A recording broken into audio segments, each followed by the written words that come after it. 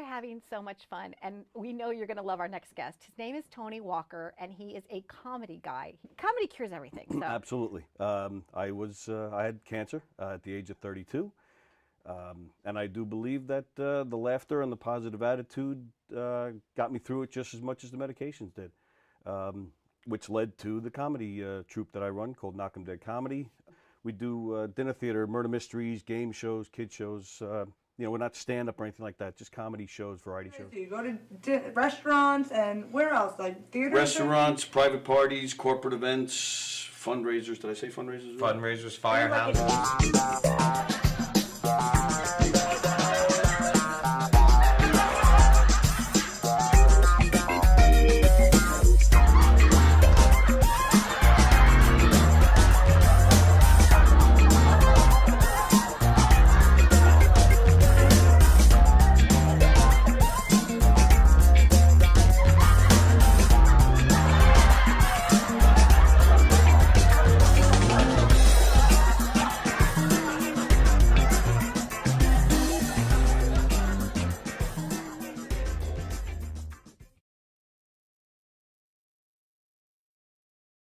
Comedy shows, they're murder mysteries, they're audience participation. It's a scripted show because, you know, there's clues and hints that have to go out, but it's not a don't blink or you'll miss something. It's not Agatha Christie. You know, Right. it's a comedy, it's lighthearted, but one of the characters does get killed, Right. and then the audience has to figure out who did it and why. And if it's a private party or a corporate event, we personalize it to fit, you know, their event. Now, do you ask the audience for help with the mysteries? Or Yeah, they solve it. All by themselves? Based on what they saw during the show, we even give them a little section where they can interrogate the suspects. Oh, that's and, fun. You know, so we'll deflect, deny, point fingers at other characters, but everybody makes the rounds throughout the whole room and talks to people. The show is guaranteed. It's 100% guaranteed fun. Totally. Everywhere we go, everybody loves that show. The audience just get so involved, and there's just such a part of the show, and that makes it even better. Other things that you do aside from mystery. We do game shows. The game show, we have a podium with lights and buzzers and sounds, and it's basically Like a trivia game show, or it could be, you know, again, we ad-lib with that too. So they may want a trivia game show, but if we show up and they're a loud, boisterous group and they're a lot of fun, we could ask them to do funny physical challenges or do some karaoke or whatever, or name that tune, whatever we feel like doing, and they'll be willing to do. We'll take it there. What movie introduced the phrase, "There's no crying in baseball"? What letter comes after A? Go ahead. B is correct! Is there a favorite skit that you do that just still cracks you up every time you do it?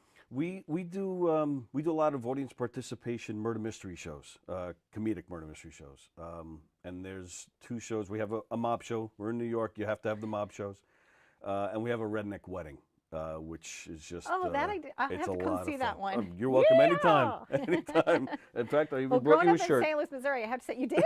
Oh, of course I did. Hey! That you will wear everywhere you go. In fact, I have a whole bunch. I'm giving one out to everybody. Everywhere I go. Okay. That's right. There you go. Knockem Comedy. Oh, that's great. Can I Knockem pretend I'm Comedy. drinking something here? Excellent. Yeah, you can pretend like you're drinking something. I'm having fun on the set. You know, we actually do put water in it when guests ask, Just we not do. But this if you guest, if you don't ask ahead of time, wait, this one's full of water. You ready? Nice. 1, 2, 3. All right, there you go. Johnny, you have a good time tonight or what? Had an awesome time. All right. KDC, that's what I'm talking about. Yeah, all right.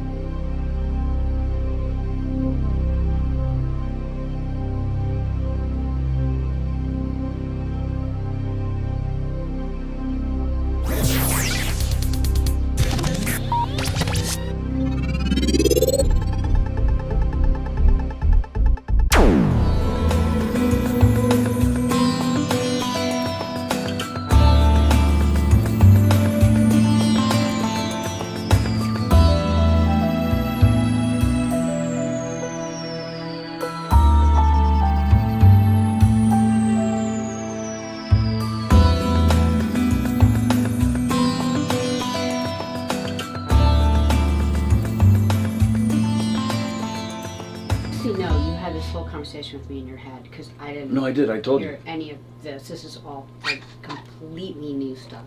So weirdo. I feel like you need to move over more because the thing's right in your face.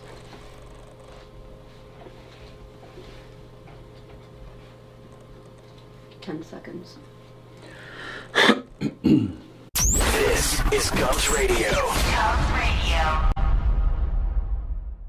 Welcome, everybody. Welcome to the Knockem Dead Comedy Radio Show, coming at you live from Governor's Comedy Club, the legendary Governor's Comedy Club in Levittown. Thanks for joining us this morning. GovsRadio.com is the website. You can see our show there live right now.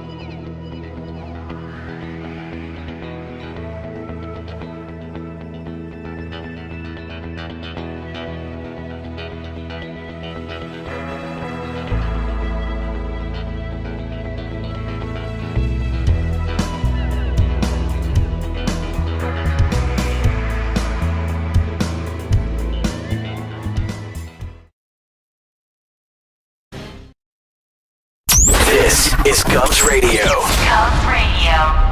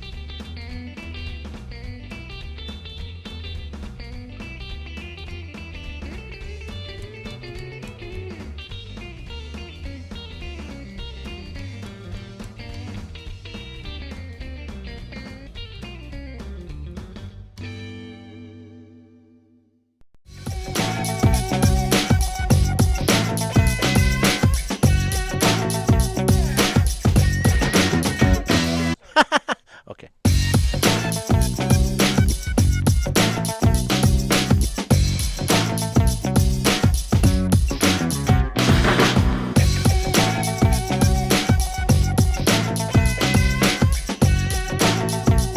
Okay, we'll just do that, bro. Yeah. Knockem Dead Comedy Radio Show, also brought to you by Two Eagles Auto Body. For more than 25 years, Two Eagles Auto Body has been the leader in auto body repairs and customer satisfaction on Long Island. Two Eagles Auto Body handles every type of auto repair, from custom applications and restorations to repairs involving insurance claims. So call Two Eagles Auto Body and ask for John Rossi at 516-328-2527. The Knockem Dead Comedy Radio Show is brought to you by the Roslyn Social, North Shore's premier rooftop lounge, located in the heart of Roslyn Village at 1363 Old Northern Boulevard. Give them a call, 516-801-4963, and say hi to Nick. Fantastic food, great atmosphere, just a great time all around. The Knockem.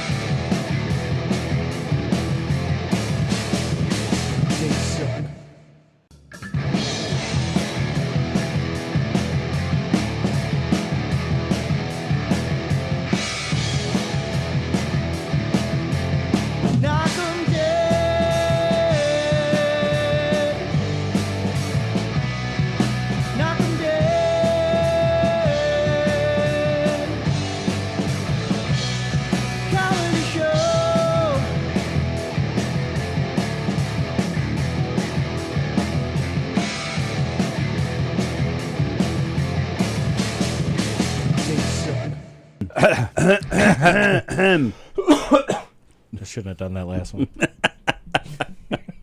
Hi, everybody. Gotta love those technical difficulties. Welcome, everybody, to the Knockem Dead Comedy Radio Show, coming at you live from the legendary Governor's Comedy Club in Levittown, the place where you can see Vic DiBattista tonight, the place where you can see Mike Keegan tomorrow with Carla Okerson, Tim Saliani, Jeff Bosey, Rich Rada. Who else? I don't even know. I think he's still adding people. Egan, maybe? I know Perillo, I think, is doing a guest spot. Yes, I do believe he is. He just posted something. All sorts of stuff going on. Mike Vecchione is here Saturday night.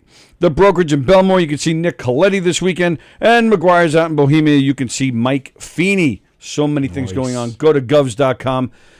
Check out the schedule. And then make your reservations to some great shows. Thanks for tuning in to the Knockem Dead Comedy Radio Show. Coming at you live from... Is this on? Are we on? I think so. I was just I thought looking we were on at it. YouTube. Yeah, I don't see it though. Let me go back to it because we're not. Yes. No, I think we are. Yeah. Hang on a second. Yeah. See. Well, maybe not. Yeah, I don't think we are. That's Facebook. YouTube. This is YouTube. Oh, all right. So I just didn't see it. Oh, I got it now. There we go. I think that's it. Yes. Okay. Oh, and everybody's here. Oh, nice. Yeah. Joe Beansy is here. Yes, we had issues again. Sorry about that. Good morning, DJ. Hello, Kirsten. Let's see. Everybody's saying hi to each other. Okay. Jeff Bosey says good morning. Yeah, and everybody's just saying hi to each other. It's it's like Romper Room. Everybody just says hi to each other. So go to govs.com to find out the schedule and get yourself some reservations. And, of course, keep it locked here at Gov's Comedy Club Podcasts. That's what we're called now. I know right here it still says Gov's Radio. Up there it says Podcasts. A lot of our ads and stuff still say Gov's Radio, but we're working on it. Gov's Comedy Club Podcast is what we're called now. Thanks for tuning in. Thanks for your patience while we were dealing with some technical difficulties. I'm so not good at this. There you go. Nice job, Venna. There you go. Oh, you stroke it so easily. Yeah, yesterday you guys, there was a part where like you guys were, both of you were going like this. And it looked. I'm always trying to go like that. It just looked like she was trying to show you at eye level how to handle the balls. Oh, not the boobies. No, that's what it looked like. Yeah, because you said the sound was off and you weren't sure what was happening. I looked over and I was like, "Ooh." I was just trying to throw her. If I'm missing this. Joe Beansy, mom making Italian sub for me with stuffed eggplant, my homemade wine. Homemade wine. The toilet wine. He learned that in prison. I bet. And Kirsten says, yummy. All right. So before we get into things, I do just want to tell my story really quick. Please. There's stuff I want to talk to you about. Do it. I just wanted to share with you guys what I saw this morning. So I was driving in. I was in the parking lot. And, all right, so I'll show you this picture. So if you look there, there's a white car, right? And there's two people standing in front of it. I see it. If you look to your right, you will see some barriers there. And if you look closely, you can see that the barriers are, like, pieces of it are on the ground and stuff. So what happened was, just as I'm pulling into the parking lot, look at the two people in front of the white car. It's a girl and a guy. And they're white, too. They are, with, like, bad red hair. Just as I pulled in, I saw the girl is driving down the aisle, and the guy jumps on the hood of the car while she's moving. She continues to move. She's still going. And she ran into the barricades. She just, totally crashed into them. Which is why they're all busted up on the ground. And then, so after she hits the barricades is when she then stops. Right. The guy goes flying off and starts rolling on the ground. It was just like a movie. Right. She at first then takes off, but I thought she was taking off. She was just turning around and parking where you see her parked. She just so she pulls over next to that truck. Maybe that's where the guy came from, that truck or something. But he comes walking over. He's totally fine. He comes walking over. She gets out and starts screaming at him. Apparently, when he jumped on the car, she couldn't see. Right. Makes sense. Right. So it makes total sense to just So keep she going. probably then. sped up. Yeah. Right. That's so what you and do. wait till you hit something and not even knowing what you hit. Right. But then she was complaining that there was damage. And that's when I just... That's what they were looking at. Yes. Well, I'll tell you that looks like she has a nice butt. She was smoking, and she had poorly dyed red hair. That would have been an Andy trap back in the early 90s. Suffolk County... it's the Suffolk County's best. I would have been like, I'm in a band. We just shot that footage for my video. You want to be in it? Want to be in the video with me, baby? Yeah, we're called the Family Jewels. You could be the next Tony Katane. You want to play with my family jewels? I mean the band. Also my junk. Right. Because I wouldn't have realized. Was that the name of the band? Yeah, Family Jewels. Really? Yeah. Yes. That's awesome.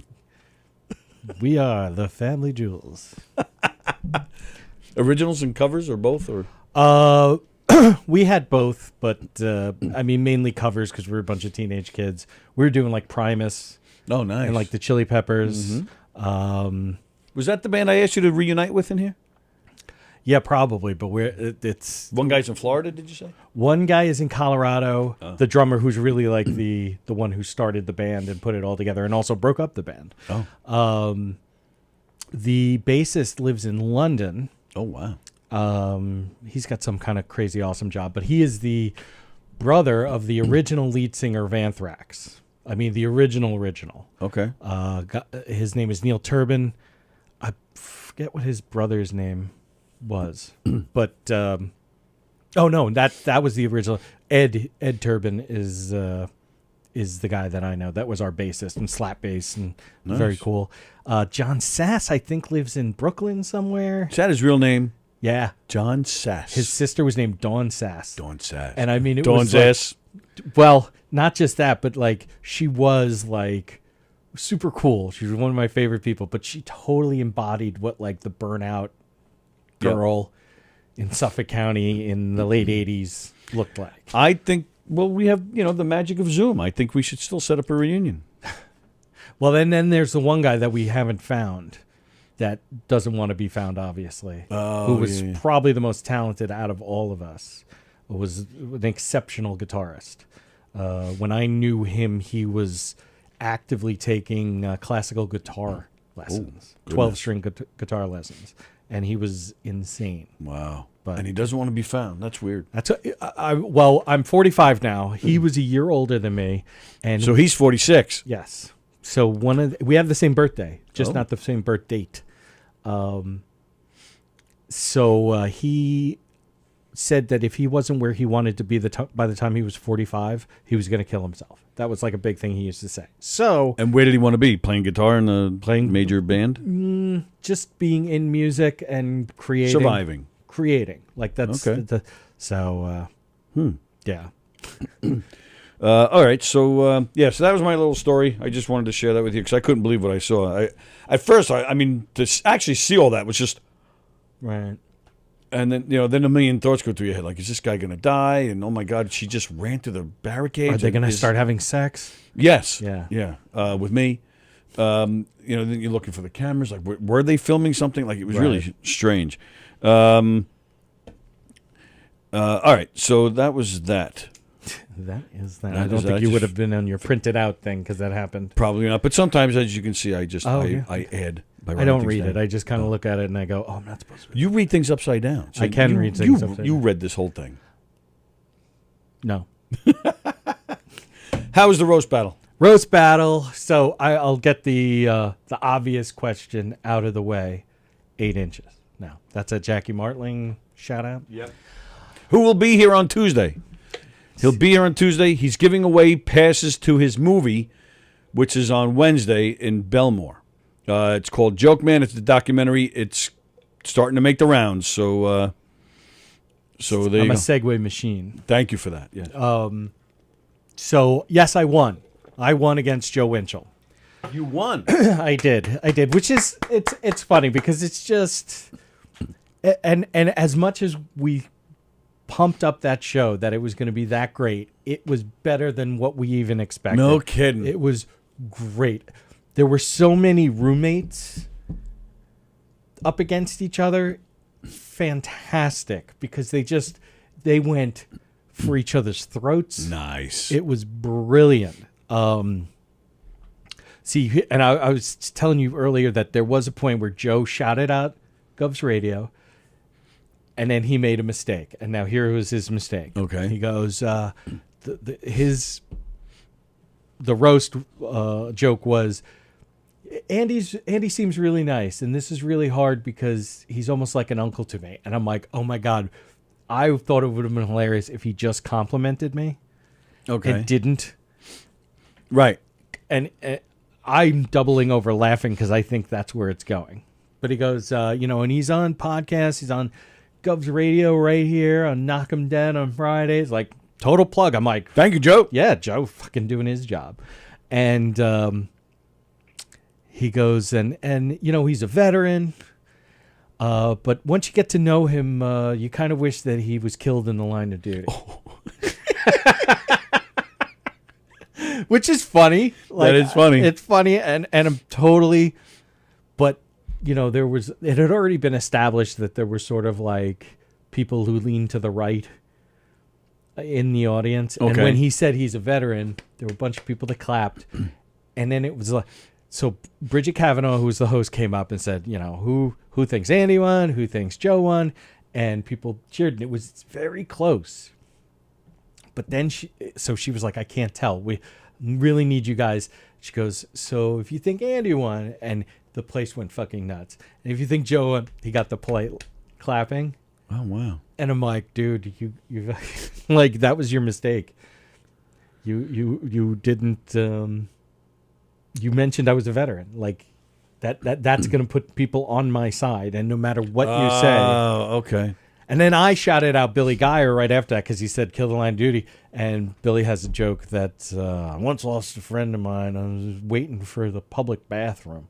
I like to tell people he was killed in the line of duty. And so I told that joke. I said that. I'm like, shout out to Billy Geyer. And I said that. So it was great. He wasn't there, unfortunately, but it was... I got applause from the comics in the back. That's always the best. Yes, that's a good thing. And was great. It was packed in there. Yeah, that's what I heard. It was. If it wasn't a sellout, it was very close to being a sellout.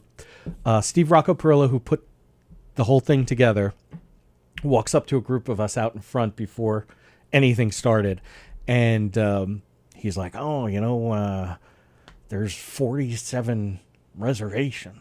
And we're like, oh, fuck, really? I'm still laughing at your Perillo impression. I have to. It's something I've always, my brother and I always, because if you don't warrant a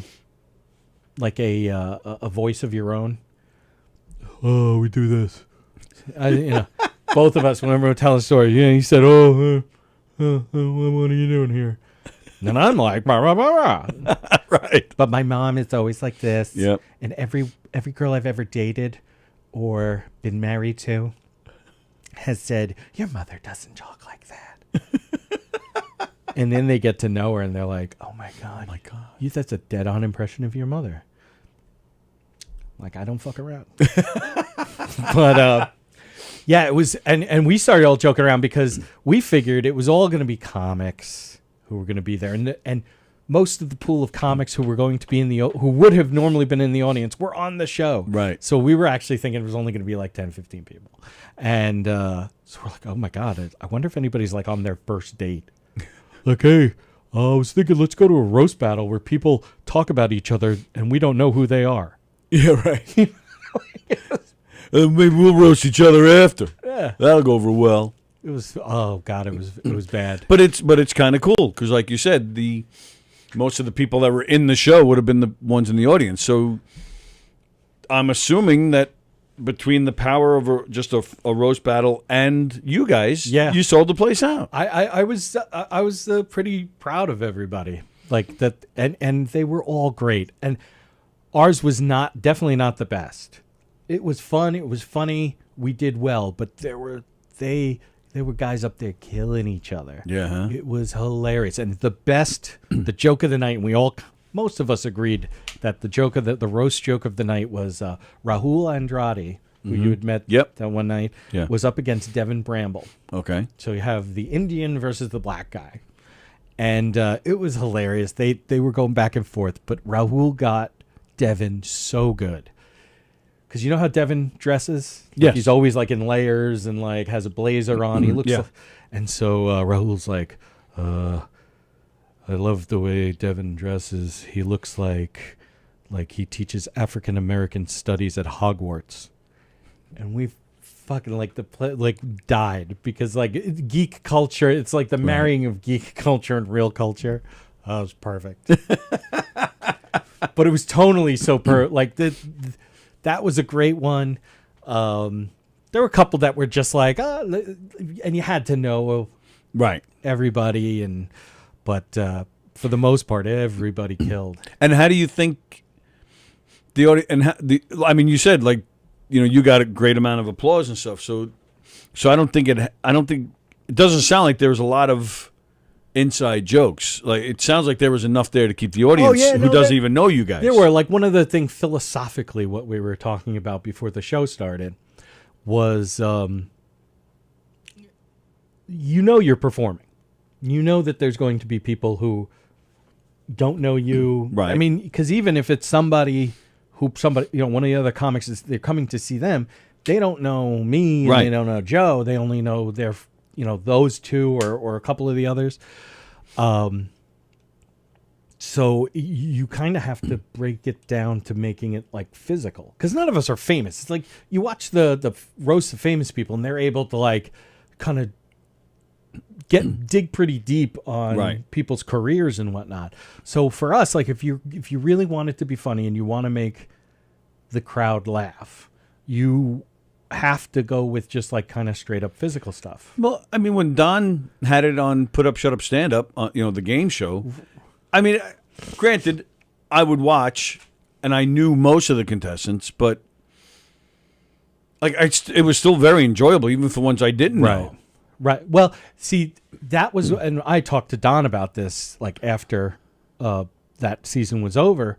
That one of the reasons why, because I came in and Benny couldn't make it one night, so I came in as Dracula and did hit the Gagoots' role, and one of the things that he said was, I want to make it a character that they're roasting up against a character, because then they just can makes it easier for them. It's easier, than looking into Benny's history. Well, my favorite that I laid on Benny was the Gagoots is such a stain on the Italian American culture that every Italian grandmother has a Gagoots growing at the end of her nose with hair coming out of it.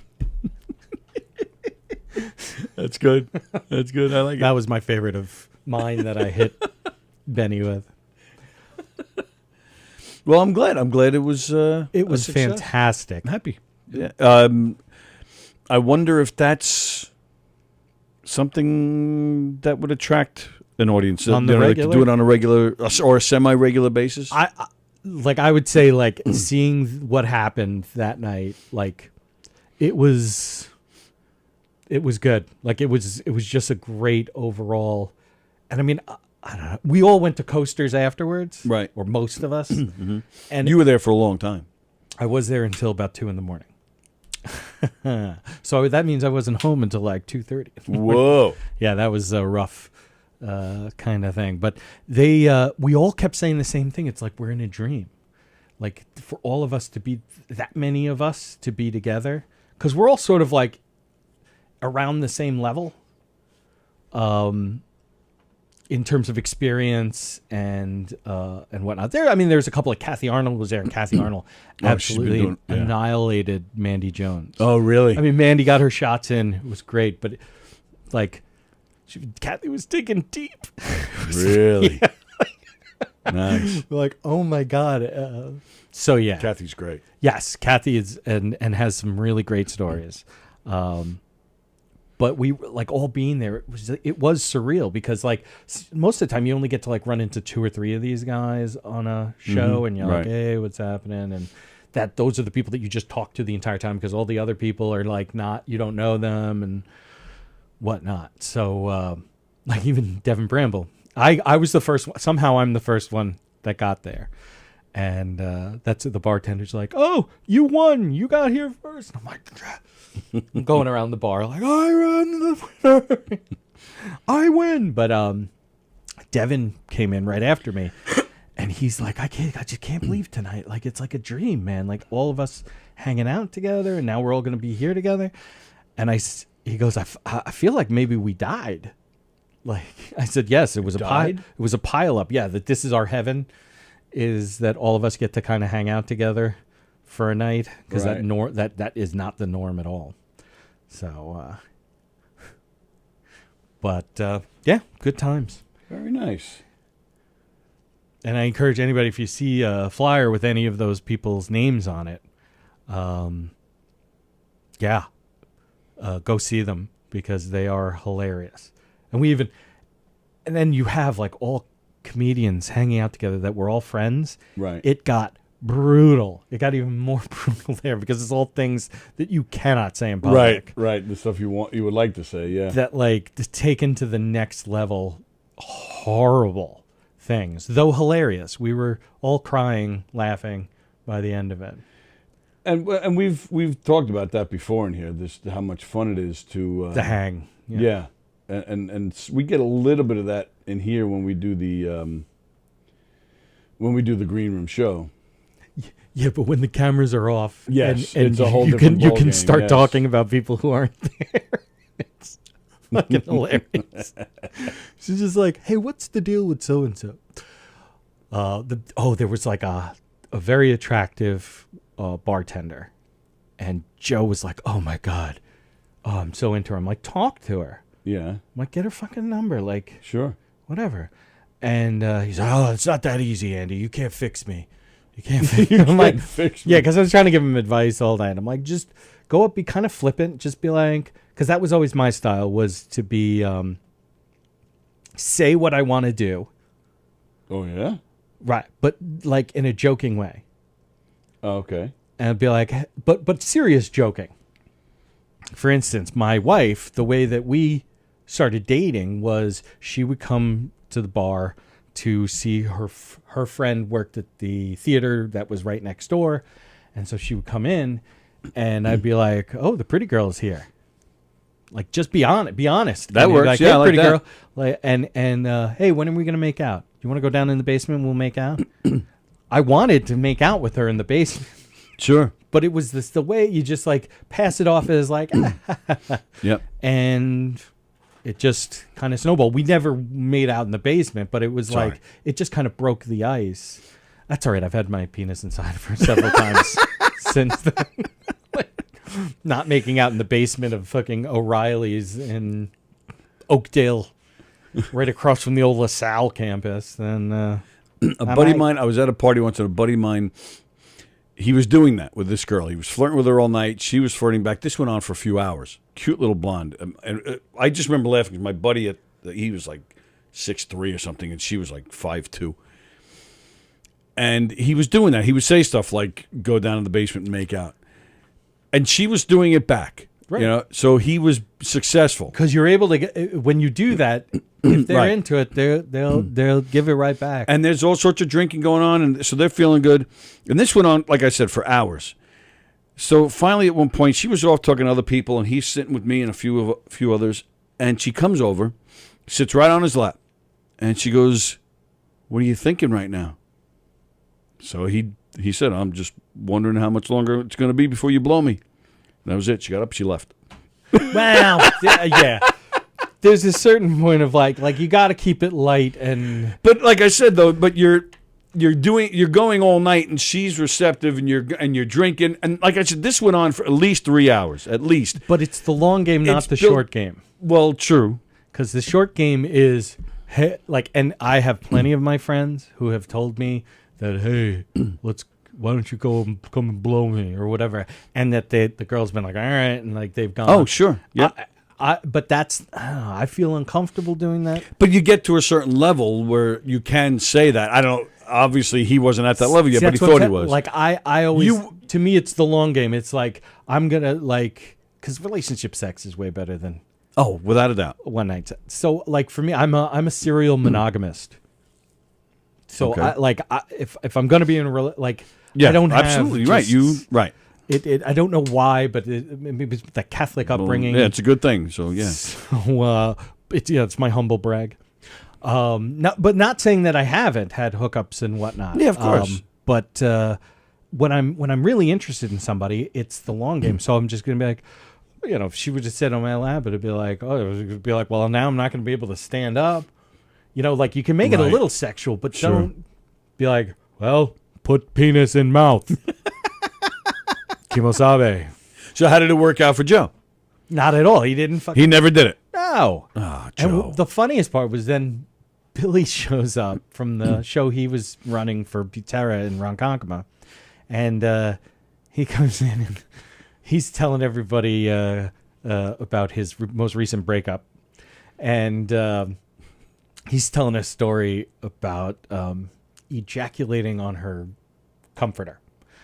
And so it's like, the music's playing and everything. And now the bartender has kind of stopped because we're at the end of the bar and she's listening to the story. And once he gets to the literal money shot of this story, she just like eyes wide open and walked down to the end of the bar. So I'm like, yeah, she might not be able to hang with what goes on here with just our regular conversations and whatnot. Right. Wow. So, but she was like she'd butter me up because I think I was the oldest dude there. And, because you usually are. And nowadays it's the fucking weirdest thing. Yeah. I can't get because that's always been my thing. I was always everybody's little brother. Like that's what everybody always, the vibe I get off of people. And, so now like having to, because they're always like, Andy, what do you think? Like all the comedians. And I'm like, well, in my experience, back in 1863. Well, oh my God. I have too many stories of kids being like, was it like this when you, like, Joe? Mm-hmm. Wasn't the turn of last century. Yeah, right. Wasn't the 19th into the 20th. Well, I mean, that's true. I mean, it happens. I'm still not used to a white freaking beard. I'm like Santa Claus level here. All I gotta do is grow it out, but I'm like, son of a bitch, I'm noticing man. the salt and pepper. I was gonna shave today, but I was like, Tony's not worth that. Right, exactly. But I didn't shave either. Yeah, I haven't shaved my head in a week. Everything, my mustaches. I'm growing out because it's like next week will be my show, and like it always looks good when it's just freshly groomed. And so I want it to get nice, everything to get as long as it gets, and then it just looks so much better, I feel. I saw the YouTube clip from your vets thing in the city. Oh, you did? I was actually... Bohemia. Oh, what did I say? Oh, I said the city. Right, the one that Americo was hosting. Yes. I was actually... going completely off topic, but I was actually the first one to watch on YouTube. You had just posted it. Oh, wow. And that's why I hit the thumbs up, because I wanted you to know. I was like, I'm going to tell Andy, I'm supporting it. I'm the first one. Look at me. So, and I saw you say that. The 300-pound gorilla in the room. Yes, the mustache. The most awesome mustache. Now, what's hilarious about that is there were actually two dudes at this table, stage left, that had fucking awesome mustaches. Better than yours? Yeah, one I of don't them believe had it. like the Fu Manchu. Girls like that one. I did when I carried the Fu Manchu. It wasn't. Oh yeah, trust me. When I carried it, I never attracted women, no matter what I did. But there were two, and when I came off, like at the end of the show, they were like, and I'm like, don't even say it. Like I knew what was. I'm like, I saw you guys, and I'm like, should I even do this joke? And I was like, fuck it, I'm gonna do it because. Should have called them up and let the audience judge. No, don't give up power. Eric, that's an Eric Haftism. Oh. Eric Haft, one of the. I love getting nuggets from like people who I really respect. Now he's older than you. I think. I don't know. even I know, actually man. don't even know. He's got white hair. Again, He's also it's a white got thing. adult children, but that Right. doesn't mean anything either because I True. have people I graduated with who have adult children. So, So he bestowed that. yeah, it was like, don't give up your power. Don't mention anybody else. Like, don't mention the headliners coming up. Oh. You mention the host when you're bringing them back up, maybe. You might just say your host. Please welcome back your host. Really? Yeah, and I get it, like, because where we were at the Patrick Theater for a veterans thing. Eric Haft was headlining. Eric Haft is a veteran? No, but he was. Tugboat likes to get like real headliners. Though Tugboat's really coming along himself to get there. Yeah. So Tugboat was featuring, and I was standing there with Eric Haft, watching him, and Manny gets like halfway through his act, and he goes, he kind of lost the narrative. Like sometimes, you know, in any performance, like you could, and he goes, you guys are gonna love your headliner Eric Haft. He's really great, and like Eric's like shorter than like. Not a lot shorter than me, but shorter enough that he had to like go up on his toes and like grab my shoulders like this. And he's like, Andy, never give up your power. And I was like, what? He's like, don't mention other people on stage. Like, don't mention you're up there. This is your time. You don't have that much time. Don't bring up other comics who are on. Now, if it's a well-known person that they know and it's part of the story and whatnot, then that's cool. But don't give up your power. Keep it on you. So, and I was like, yeah, because he kind of lost the audience a little bit at that point. Really? And I was like, oh, wow. So, In what way? Like are they applauding for Eric and they're losing no, it's interest? just Or like, they... oh yeah, that's right. There's Eric Haft's coming up after this. You know what I'm saying? Like it just plants that seed. Like you want them in the moment with you. Like it's any live performance. You want people experiencing the right now. Mm-hmm. So what you've done is you've, put it. That's like again hosting. Like my very good friend. He's very funny. Don't like, or that's my time. I hate that. That drives me nuts when people go, "That's my time, you guys," because it's like I don't know, kind of breaks. It's just like you're in a conversation. Like, all right, you guys, I got to get out of here. That's like. Yeah. Like we're friends and I'm leaving versus, all right, that's all I'm allowed to talk to you people. Right, I got it. And now I must stop. And now the next person comes up. But what's wrong with saying structurally the next guy is really funny is my friend Andy Plajanos? Here he because you're comes. creating an expectation. Now people are at a comedy show. They should be expecting people to be funny. Right. And you're trying to build an energy. But it's not building an energy. It's building an expectation. Like that's why you mention people's credits and not saying that they're very funny. Oh. Because people's credits, it's like outside credibility. It's like, Tugboat Manny is one of my favorites because he did Borgata for a week. Like, and he's done Westbury. Yep. Like, drop those and people are going to go, oh. Okay. Versus he's very funny. It's like, yeah, the last guy you said was very funny. It's a fucking piece of shit. Like, So, ladies and gentlemen, the next comedian just recently sold out at Governor's, Andy Plajanos. yeah, It's but sold like out? I just be like, it's I'm at the level. I don't have any real credits. Can we make them up? Yeah, That would be awesome. We recently saw Andy Plajanos on Johnny Carson and Dinah Shore. Here he is, Andy Plajanos. I just can't. It's such this like almost self-deprecation though, and all of us kind of have this shorthand now of being like, I don't know, tell him, see him on Long Island and New York City. You see him all around Long Island and New York City. When you're food shopping, he walks past you. But like I said, I told you that Zach Zorovich, when I brought him up, and I'm like, one sister is a lawyer, one sister's a doctor. He's here to tell jokes for you guys. Zach Zorovich. Yeah, that's funny. Like you, when it's your friends and things like that, like you can play around a little bit, but like to be a host, and that's what we've had discussions about hosting is like, it's just a different animal. Like you just need to, you're bringing them up, Right. like you need to be funny so that they're like, oh, the show's going to be funny. Right. And then you just need to be like to the point Like, here are these people. That's what Carla is phenomenal. Carla's a great host. Yeah. Carla is so like, this is how it is. And here's his, and she writes it down on her hand, which whatever works for you. Right. So when I hosted for Joey Cola, right, I did the whole, he's great. You've seen him here. You've seen him on this, and he's one of my favorite people. He's a great guy. I love headliners. I think you can probably okay, do something like that. But when you're mid-card opening, kind of like it's poor form. That as a host, like it's not a good form to do. Like, I'm sure there are situations that you can do it, but I think it's best to not do that until you understand, because you like it just creates this atmosphere.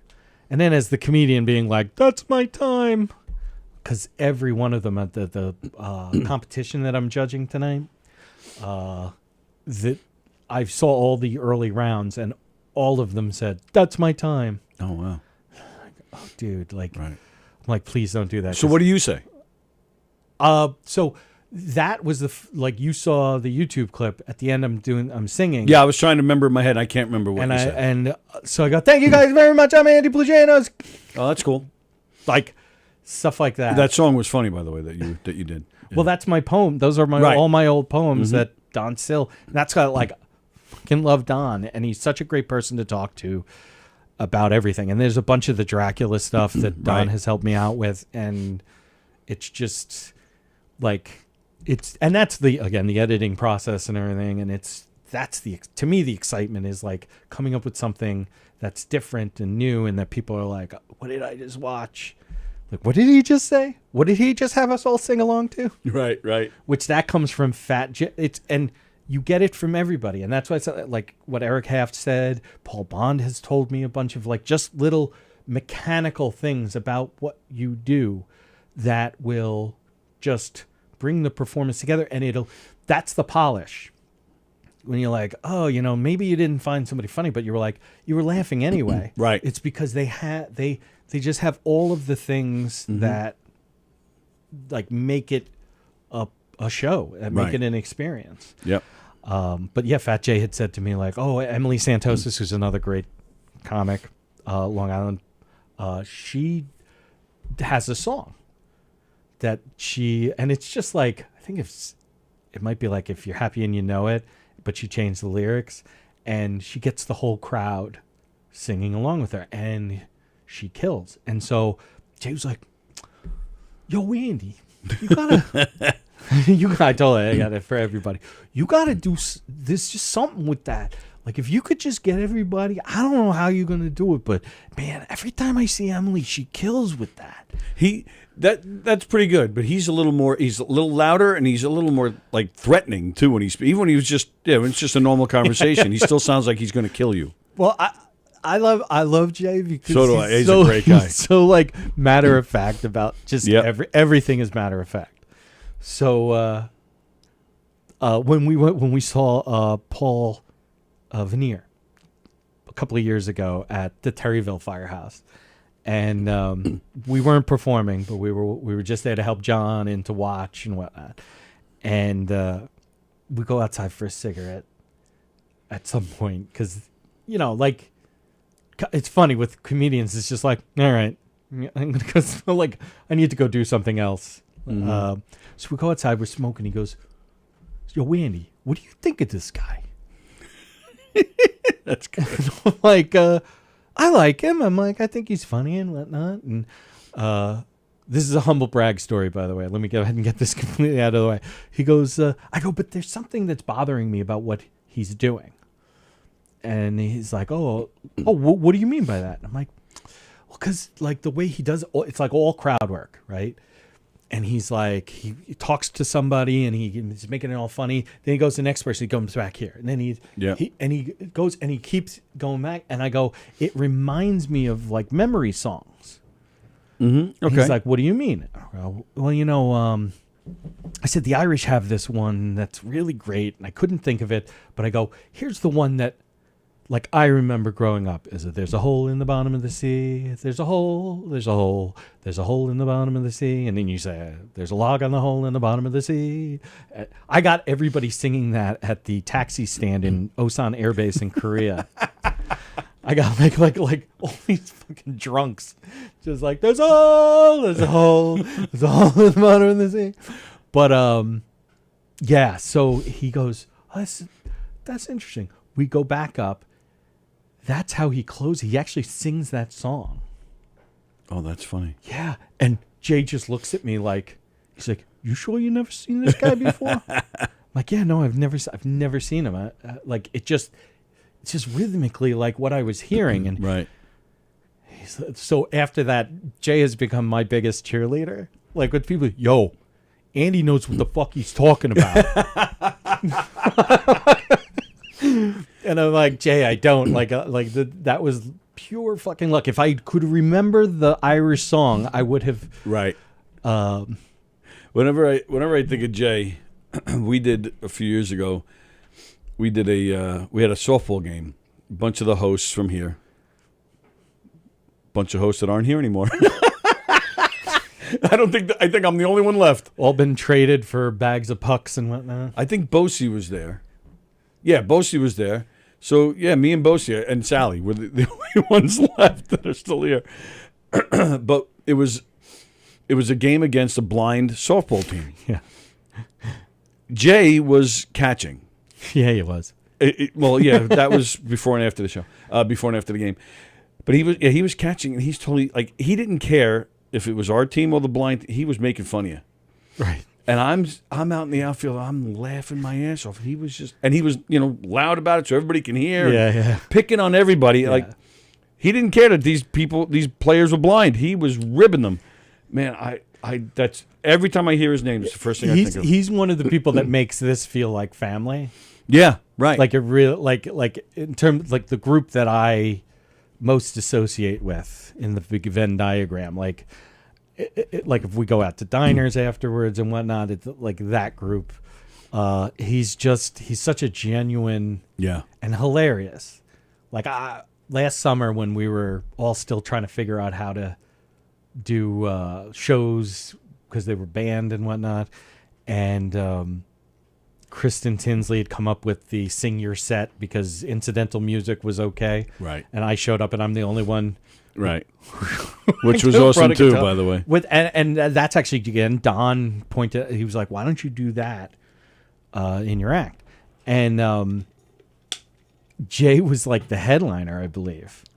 And I remember I show up there, they give us the list, and I turn to Jay and I'm like, Jay, why the fuck am I going so late in this list?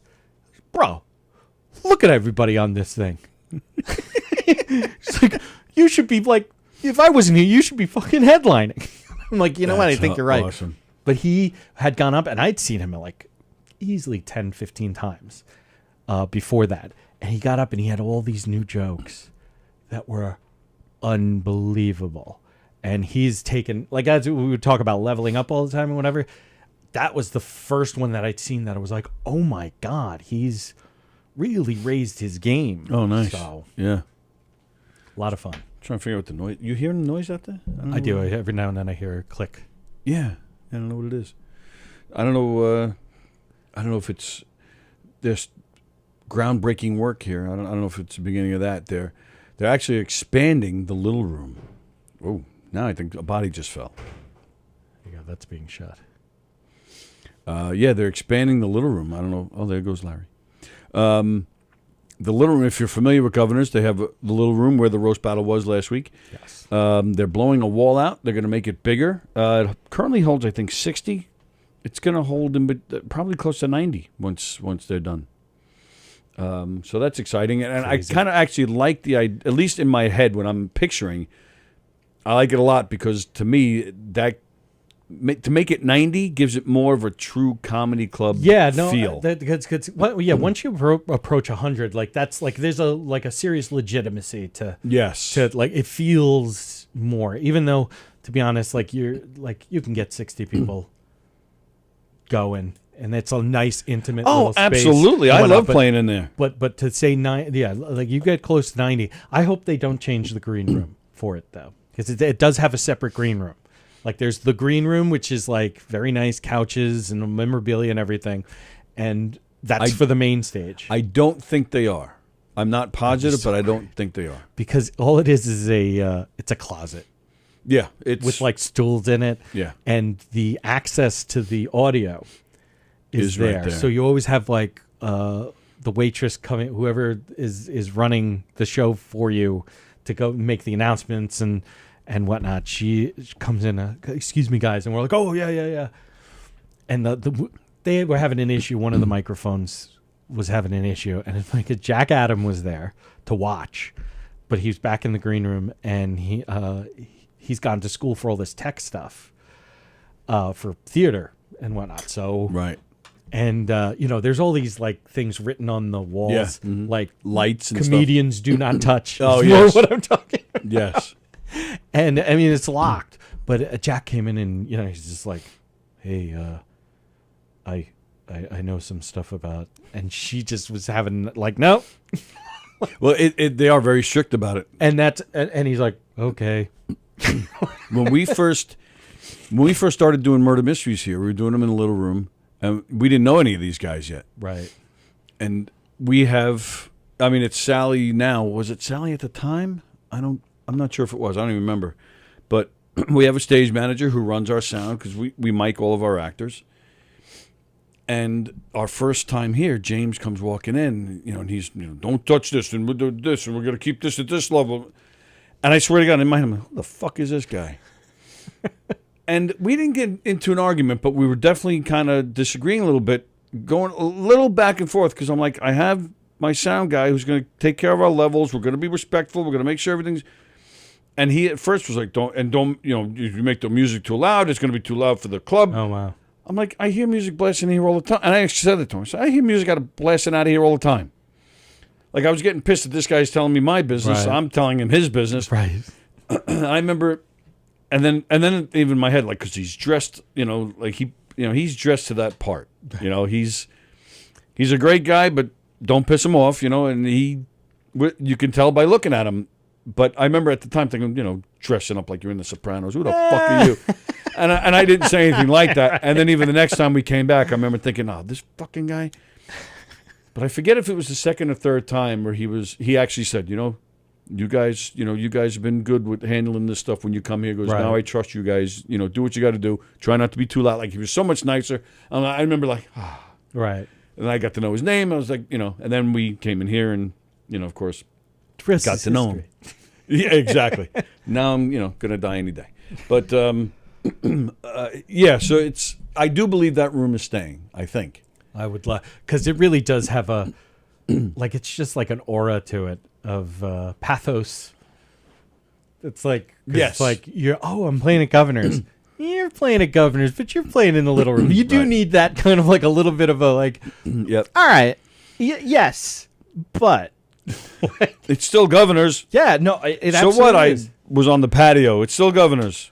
Yes, but at the way a lot of comedians are, and we're talking about credits, like people overblowing their right credits, like to say I opened for so and so. That there is a comedian who there's I'm not going to get into specifics because this will dime him out, but there's like kind of a well-known young comedian that this guy, the Long Island guy, booked him for a show that the Long Island guy was producing. And then he put himself as the feature before the headliner. Okay. And so now he goes around and says, I opened for this guy.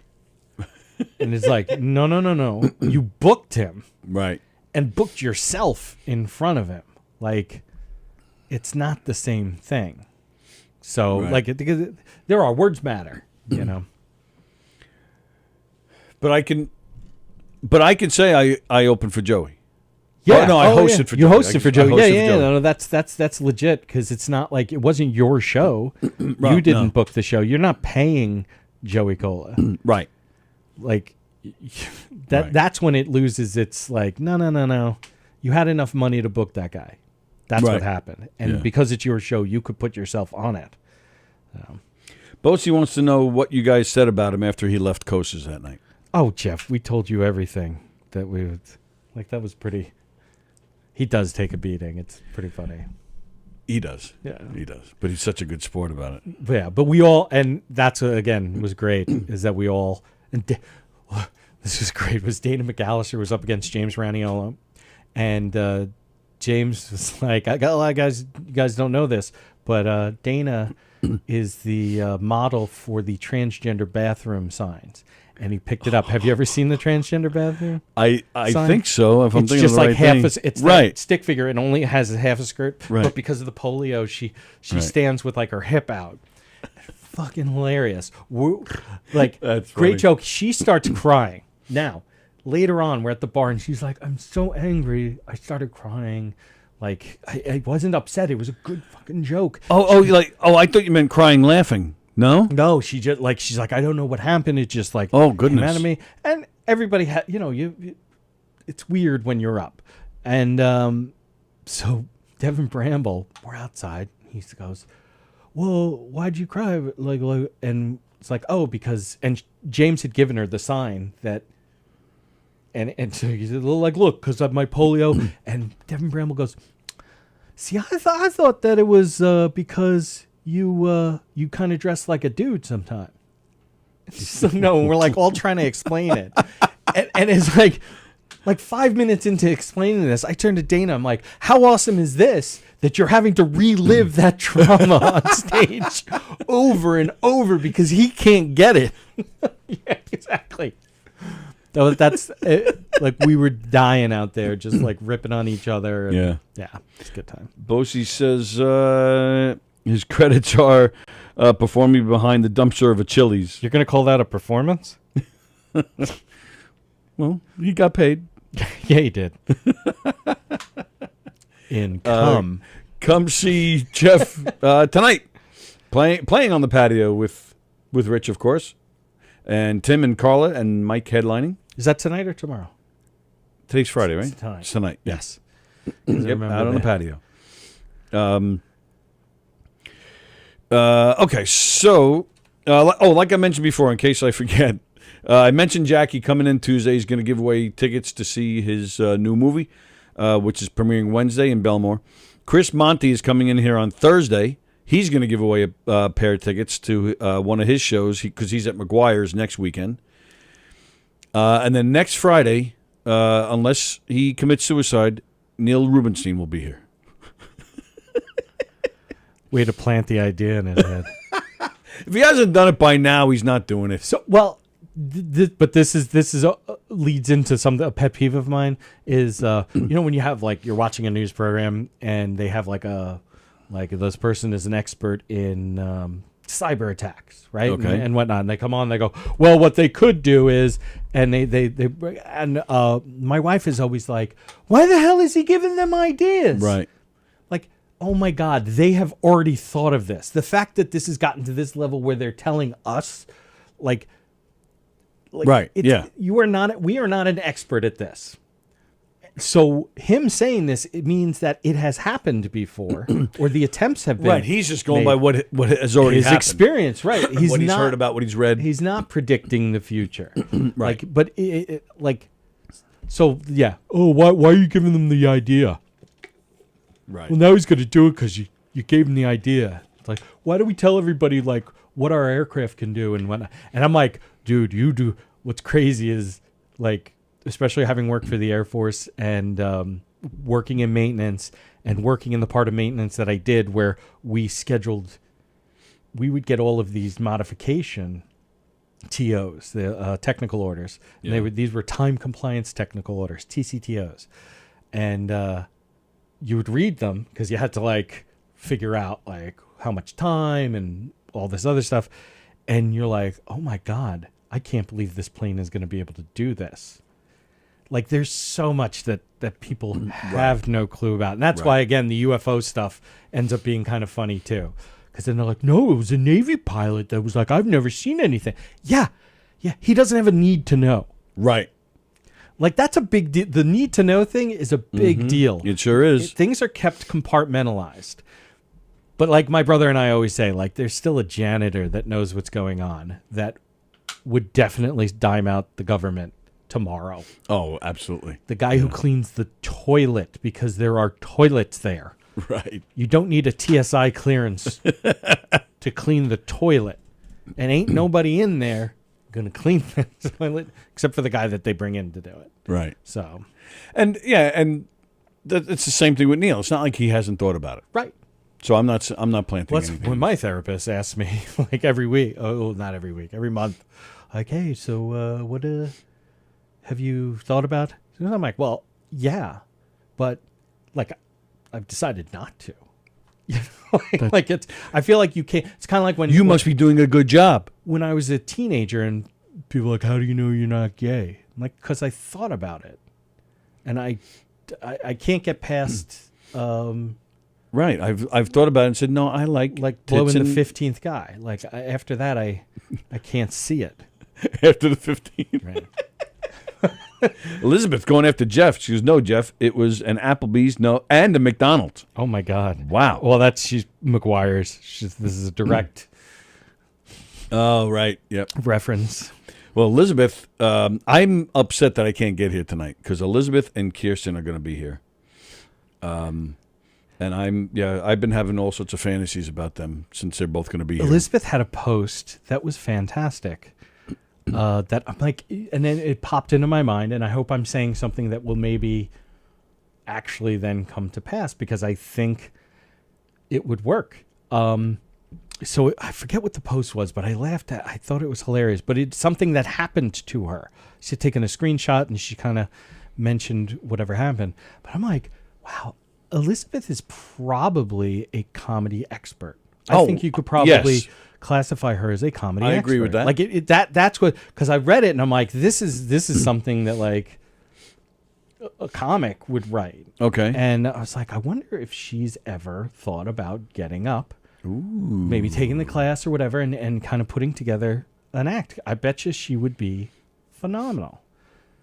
That I bet the delivery, the presence would be phenomenal because she's seen so much comedy that it would just come natural because she's just so used to seeing it. She would have really great instincts, like to like what she wants to say, how it should be delivered, and whatnot.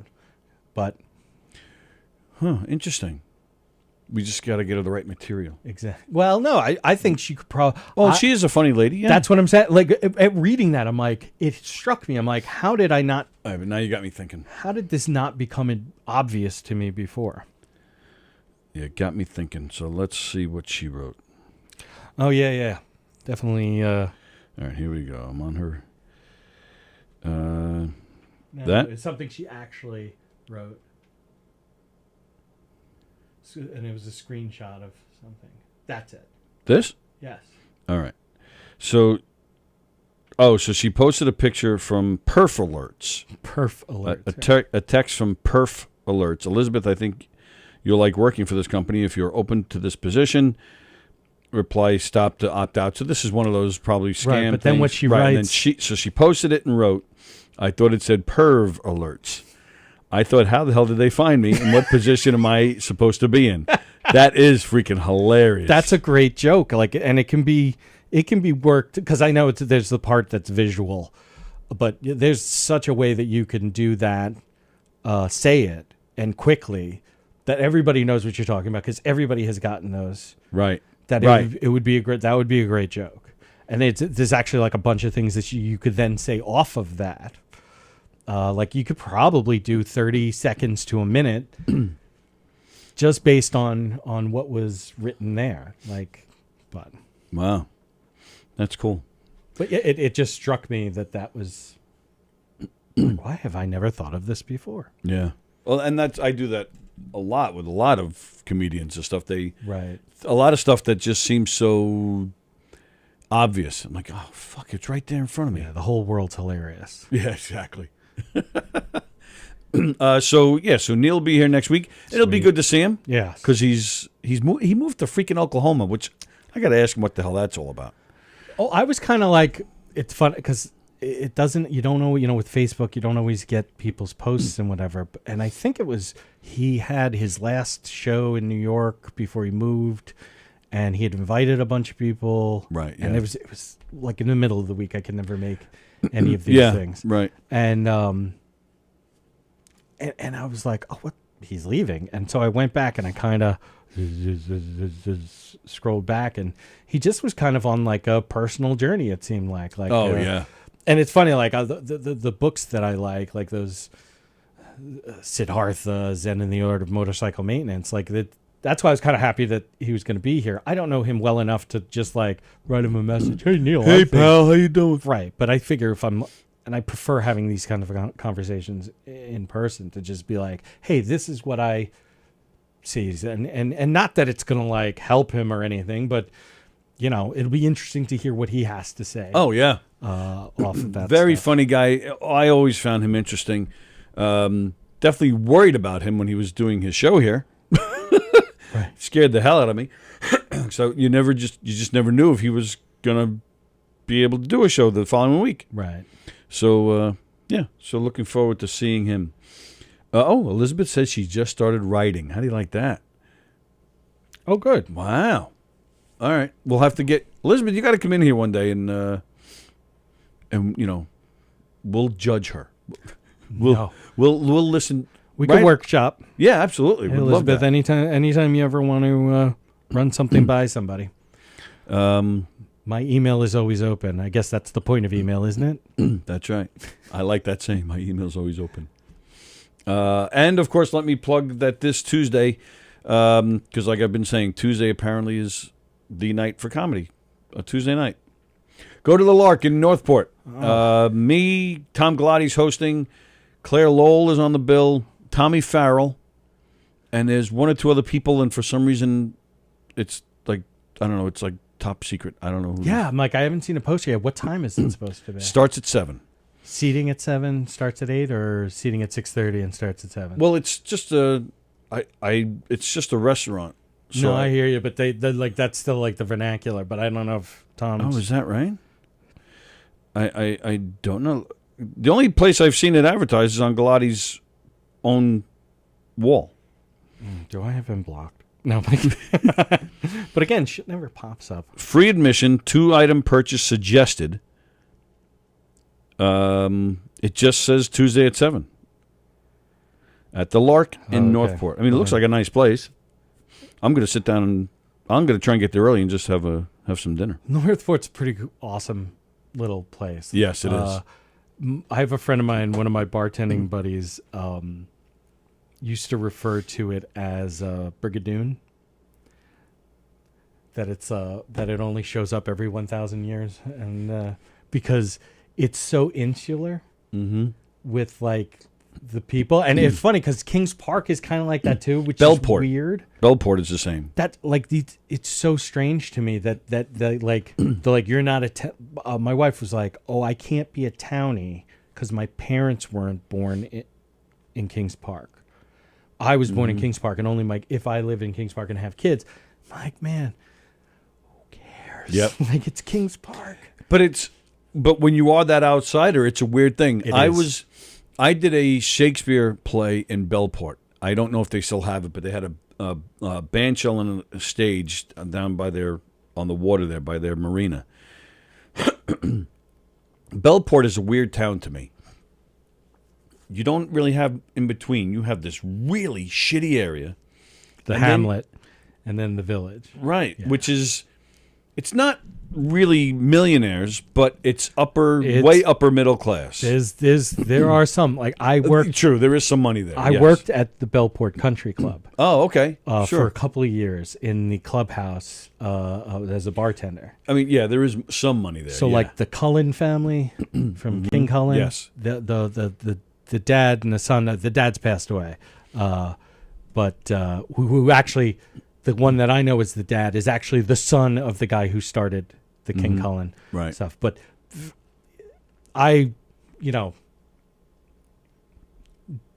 you match up with different people better. The younger Cullen, I was very cool with. The other one was kind of like it's just awkward because it's like an older dude and like Right. I'm not doing everything the way he wants it. Mm-hmm. Exactly. So all right, tell me. Yeah, sure. Whatever you want done. Right. But there were a lot of dudes really well off. But it was the same thing down there when I did this Shakespeare play. There were cast and audience. There were like, who the hell's this guy? Right. I never even had one guy come up to you. Who are you and what's your attachment? I go, Right. What do you mean? It's a play. I was asked. I knew the director. She asked me to do it. Right. I said I'd never done Shakespeare. I said I thought it'd be an interesting challenge. Like this guy was looking at me like it wasn't comprehending. Like everybody else was a townie. Right. It was it turned out to be a piece of shit because it was townie. Well, I thought it was real. Community theater, Well, down in Goldsboro, when I was in North Carolina, I was like, I found the local, saw that they had auditions. I went out and auditioned, and like they were like, wow, like somebody new. I always got the impression of, did you ever see, there's a great movie called A Boy and His Dog with Don Johnson. It's like Don Johnson's first movie. He's 18 in it. Oh, no. And it's like post-apocalyptic. These are like always my favorite movies, like Damnation Alley. But he and this robotic dog that he has are like kind of scavenging like wasteland, and they happen upon this like underground community, and they've been so inbred, and now he's there, and they're like, great, we can breed you now into our, so that we won't all die, because they're all like dressed weird and everything. That's how I felt like they looked at me. Right. Yeah. It was just such a, and you would, the people after the go, so where are you from? Be like, New York.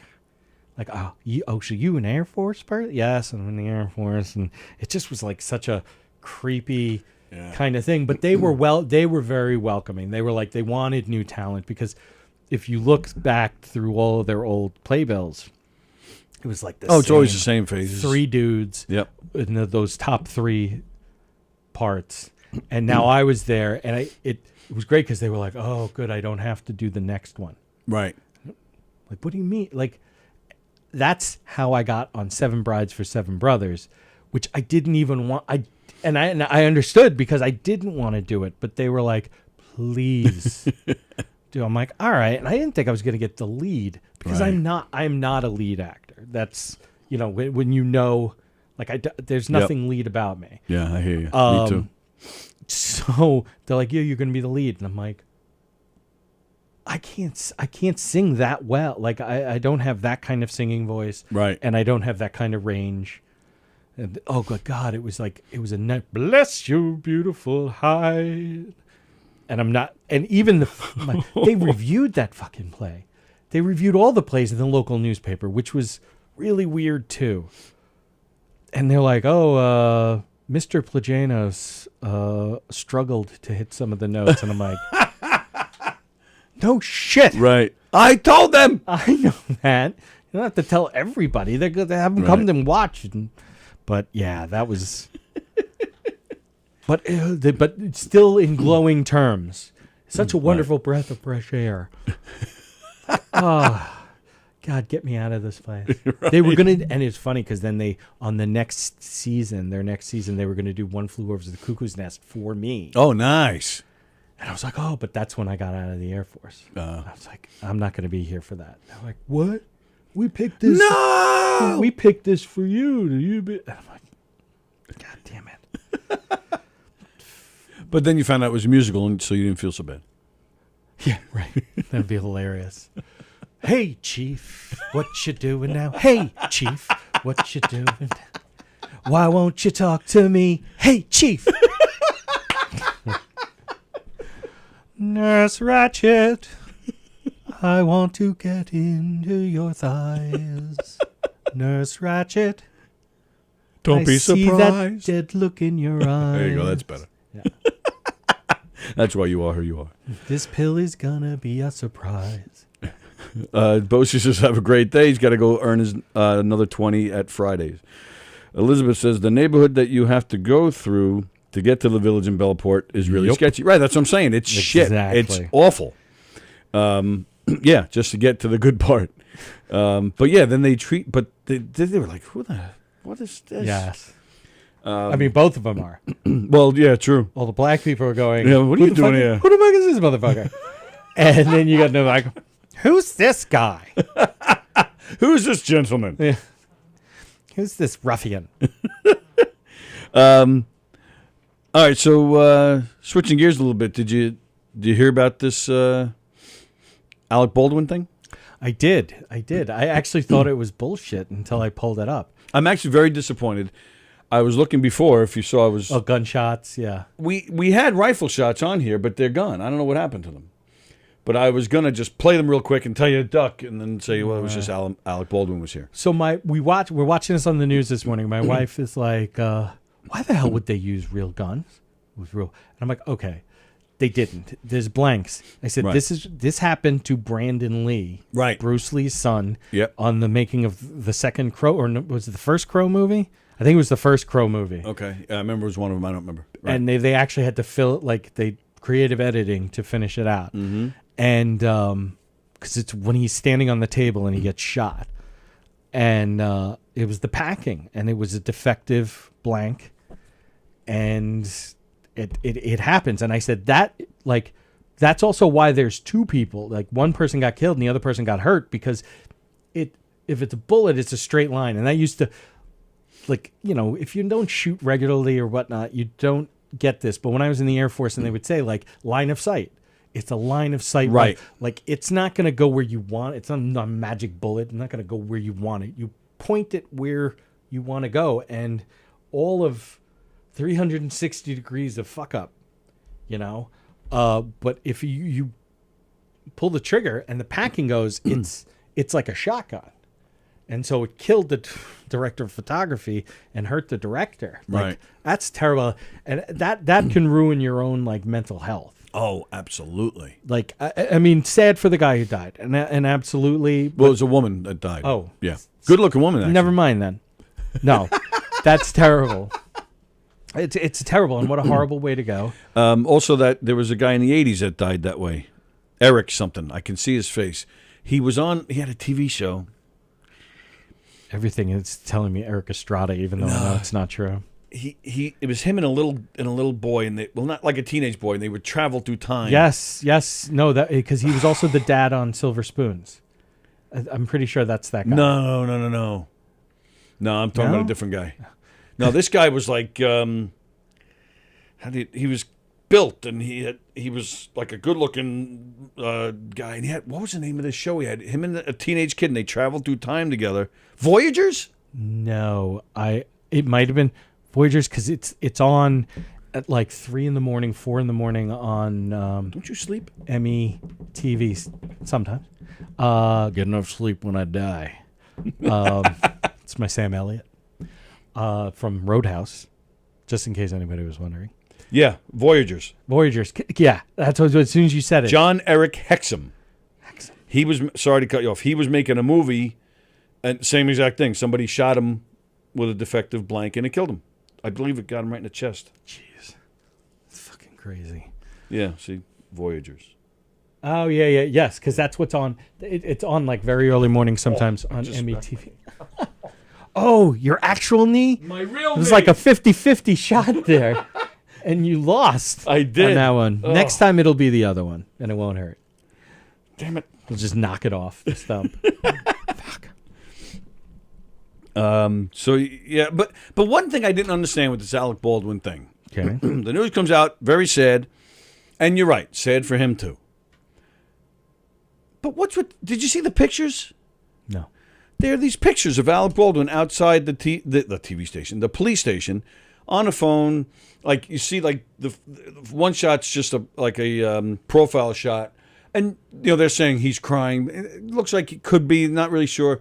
And then there's another shot where it's the back of him, and he's like bent over, like he's crying so much that he's bent over, or throwing up, like it's like.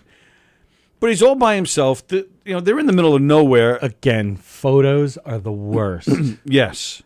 They are the worst. And generally speaking, most photographers have that axe to grind. So even if they do have that like feature where it takes like from a mile away for like a second, like it's so easy. I was just explaining to my daughters about like she said, Charlotte said something about like if they were filming something and how why she doesn't want to be on TV. Like, why don't you want to? She asked me. She goes, "Do you ever want to be on TV?" And I'm like, "Well, yeah, if it's the right kind of project, I would." Do you have something for me? But, she's like, "I wouldn't," and I'm like, "Why not?" She goes, "Because they're constantly following you around with the camera," and I'm like, "They aren't." And I started explaining like movies and whatever. You should see the setup they have. They have, and they're just. And we were watching CBS this morning, and I'm like, "See this? This is tiny. This is such a small area, but they have all these, and it's bright, so it makes it look like it's big and open and whatnot. But it really is in a very tight. If you ever see these, you will see what I'm talking about. And photography.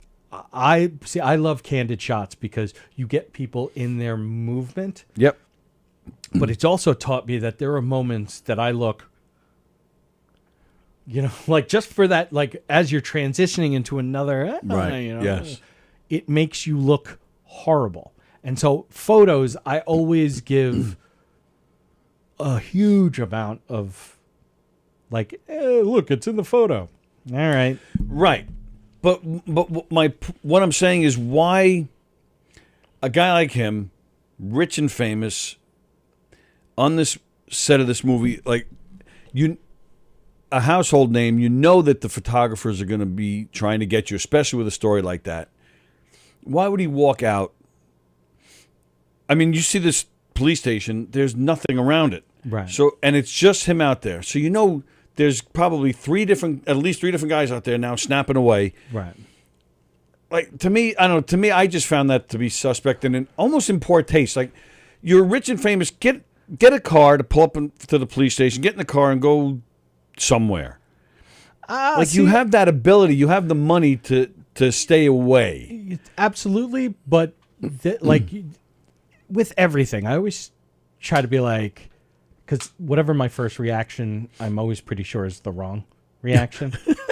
So, I would say with that is, and being a true contrarian, that he is emotionally invested, that he's not thinking of any of that. That is not actually, that is the furthest thing. He's going to see the pictures and go, why did I fucking do that? Right. Like and that he's outside. Like, I don't know about you, but I've had some pretty horrible things happen to me, and I just needed to get out of whatever room I was in. Yeah. To, like, even after the fact, where you're talking about it and you're going no, you're through right. it. And you're I've having never shot and killed anybody, so I shouldn't judge. And that's what I'm saying. Like, experience, like other people's experiences. I've stepped on bugs. Oh my God, I'm a bug fucking serial killer. Yeah, my house is like, the girls are starting to get better. Becca's still terrible. Like, you need to go kill that bug. But. Elizabeth told us the name. Yeah. Thank you, Elizabeth. Yeah, definitely a crazy situation. Sad. Yeah. But yeah, I don't know. It struck me funny, and you're right. I guess I shouldn't have judged him. And then speaking of dead people, Sallie was right. Sallie called it right from the beginning. She said that kid killed himself, Brian Laundrie. Did he? They found him. Well, they found the remains. Well, true. Yeah. Well, all right. So she wasn't constantly saying he killed himself. She kept saying they're going to find him dead. Oh, okay.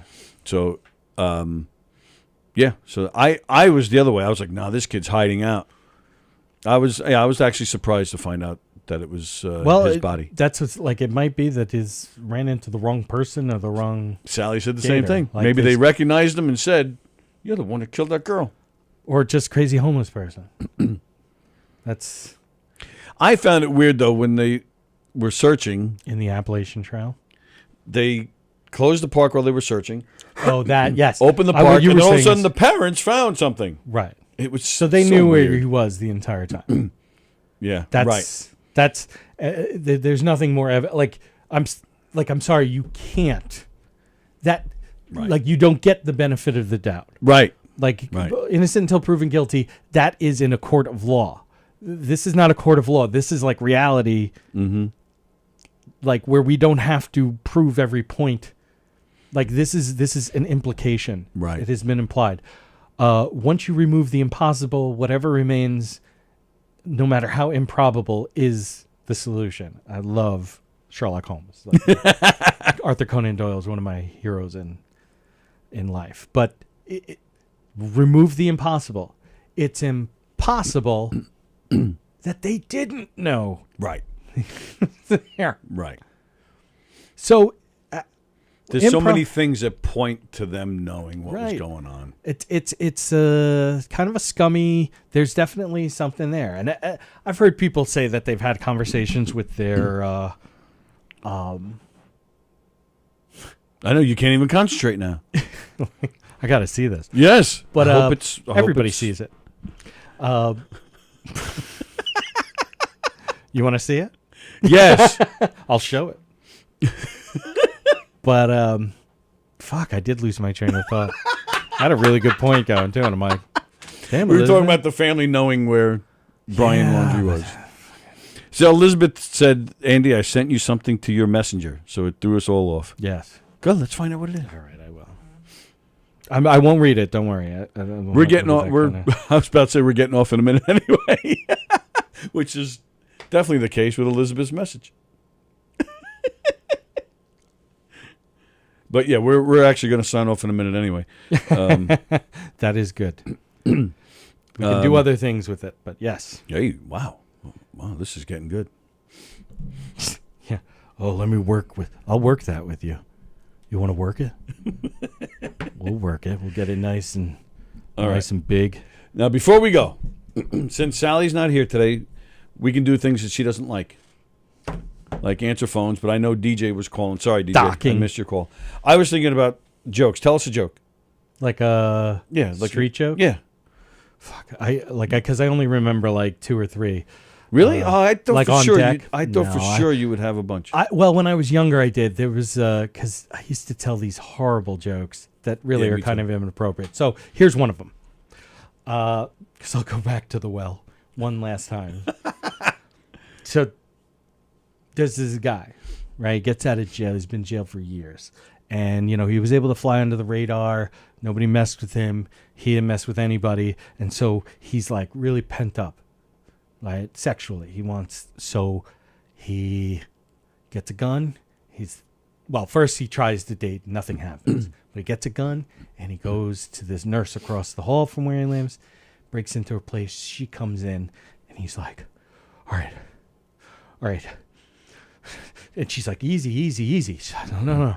Just, I want to take your clothes off. No, you don't want, just take your fucking clothes off. And she's like, okay. She starts taking off her clothes. And she's down in her bra and panties. Like, oh, and he's getting like all worked up. Like, okay, now take your underwear off. Take it. I'm telling you, pal. I don't want to tell you, but you gotta take it off. I want you. Okay, and she takes it off. And he looks down, and her vagina is like all green and moldy, and there's maggots all over the place. And he's shocked. He drops the gun. She picks it up, and she goes, "Now eat me." When I was a teen, elementary school, I think is where I first heard that joke, and then all through a teenage and early adulthood, I would tell that, and then I was like, I don't like that joke anymore. This guy goes to a whorehouse and asks the woman that he's going to be with, how much for her services. Right. She goes, well, my services start at $100 for a hand job. It was $100 for a hand job. He goes, I'm not paying that. She goes, come here. So he walks over. She points out the window. She goes, you see that Corvette down there? He goes, yeah. She goes, I bought that Corvette solely from my $100 hand jobs. They're that good. He goes, all right, I'll take the chance. You live once. What the hell? Gives her $100. Most amazing hand job, life changing. It's like, oh my God, this was amazing. So he shows up the next week, finds that girl again, and says, what else do you do? What else do you do? She goes, well, oral sex for $800. He goes, $800 for a blowjob? He goes, come here. And he walks over. She points out a different window. She goes, you see that big, beautiful house out there? He goes, yeah. He goes, I bought that house solely from my $800 blowjobs. He's like, all right, fine. You didn't disappoint me last week. Gives her $800. Unbelievable. Fantastic oral sex. Best thing he's ever experienced. So a week later, Shows up. He says, "Oh my God, you're amazing." He said, "The hand jobs were fantastic. The blow job." He goes, "I gotta have it all." He goes, "Just name your price. I gotta have it all. We gotta do it." She goes, "Come here." He walks over. She points out another window. She goes, "You see that bank out there?" He goes, "Yeah." She goes, "If I had a vagina, I'd own that bank." Yeah. Yeah. What's there's this guy again, hard up. Most of these are because the time period and whatnot. And so he goes to this prostitute, and they're in the room, and he goes, "Hey, what? How much?" She's like, "Well, for $20, I'll blow you, and for $40, I'll blow you, and I'll sing the national anthem while I'm blowing you." Oh wow! And he's like, talented. "Oh really?" She goes, "Yeah, but the lights have to be off." He goes, "Okay, yeah, no Lights have to be on? Off." Oh, off. Okay. So he's like, "All right, $40. This is a good deal." Gives her the $40. I love the national anthem. And she turns the lights off, starts blowing him. He's like, "Wow, this is fucking phenomenal." "Oh, say, can you see?" And he's like, "Oh my God, this is unbelievable." "By the dawn's early light." He's like, "Oh my God, this is fucking phenomenal. I have to see how she's doing this." And he turns the light and he sees a glass eye on the counter.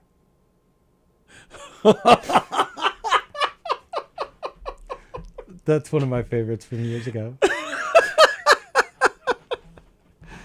You know, with the prostitute that farts? There's so many of these. When I was between being a bartender Yeah. and bar back when I was a kid, people used to want to tell me jokes all the time. Yeah. So that's why I think I stopped with street jokes, because I'm like, oh, I used to love, maybe that's why I love Jackie's act so much. I love street jokes. when I was a kid, don't get me wrong. Yeah, like I love it. fucking love them, but bartending really knocks the stuffing out of you because everybody thinks it's the first time you heard it. Right. Kind of thing. You know? Well, and that's the thing. I don't mind being stopped. If you heard it, stop me, and then we'll just have a laugh. Because you know the jokes, Right. we'll just have a laugh at it. But, and this is really bad, but for some reason it always stuck with me. Young kid goes to the whorehouse. It's his first time. He's, I guess 17, 18, whatever he is. Never done anything. So he says to the prostitute, "How much?" She says, "Well, we can 69 for $30. He has no idea what that even means. He has no idea what she even said to him. But he wants to, he wants to look like he knows what he's doing. He goes, "Absolutely, we can do that." She goes, "All right, follow me." They get into the room, and he lays down, and she's sits on his face, right there, and pushes her off. "What the hell? Sorry, I'm having a really bad day. I'm really sorry. Please, let's go back." He's like, "All right, I'll try it again." So she sits on his face again. Her ass is right there. Sure enough, like, what the? Pushes her off. He grabs his shirt. He's going to get dressed and leave. She goes, No, please. I'm sorry. Lunch is just not agreeing with me. Please, it won't happen again. Okay, all right, fine. He goes back. Sure enough, sits on his face. There it is. Pushes her off. Goes, starts putting the shirt on, puts the pants on. She goes, No, you can't leave. You can't leave. Where are you going? He goes, "What are you, crazy? I'm not putting up with that 66 more times." That's good. Thanks for that. Yeah, because like we've gone over it with the Challenger jokes. Yes. Were horrible, and I feel terrible about. Though I laughed and laughed and laughed when I was a kid with those.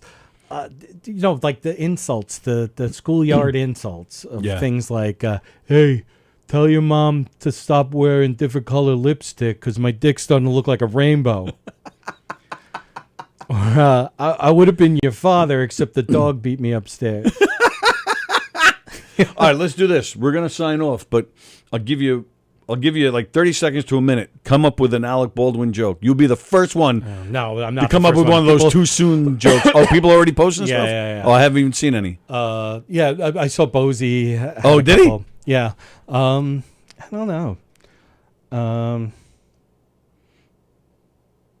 Oh, so I mean, it would be terrible. Like, don't tell Alec Baldwin how a scene should be shot. I don't know. Well, right, yeah, that's something one, along those lines. That's one of the things Bosie posted. Oh, is it? We're going to start shooting in October. Right. Yes. And then he wrote, so this is the sequel for Hunt for Red October. Yeah. The next director of photography is going to be a little reticent to give Alec Baldwin any direction. Something along those lines. That's good. I saw Keegan wrote tagged Terry McNeely and said, you better make up with Alec Baldwin or something, because Alec Baldwin has blocked Terry McNeely on Twitter. Really? Yeah, because you've harassed them. And it's so funny to it's a funny credit to have. Or whatever. Right. It's usually mentioned when he's being brought up, and so yeah, it's funny, but that dude doesn't care. Right. Doesn't give a fuck. As much as you don't like him, he doesn't think of you. Right. He already forgot your name. Yeah, blocked. Yeah, I don't need Right. to see this. Block. You're blocked. Right. Yeah. But whatever. All right. With that, we're out of here. Today is Friday, so what's cooking? We got nothing. We got nothing until Monday morning when Sallie and I return. Live from Governor's Green Room, as of now, is not returning until November 6th. Ooh. Because I've had murder mysteries on Saturday nights. Crazy. And Don can't do Fridays. So so Live from Governor's Green Room is returning November 6th. And that's it. We don't have a Friday show anymore. So but we got things brewing and cooking and working out. So we got some good announcements coming. So that's it. So we're off for the weekend. Sallie and I will see you Monday at 11. And like I said, good week next week. Jackie the Joke Man, Chris Monty, Neil Rubenstein, and of course you'll be here with Neil too next week. Absolutely. Thank you, pal. Thank you. Everybody enjoy your weekend, and Sallie and I will see you Monday at 11. See you, everybody.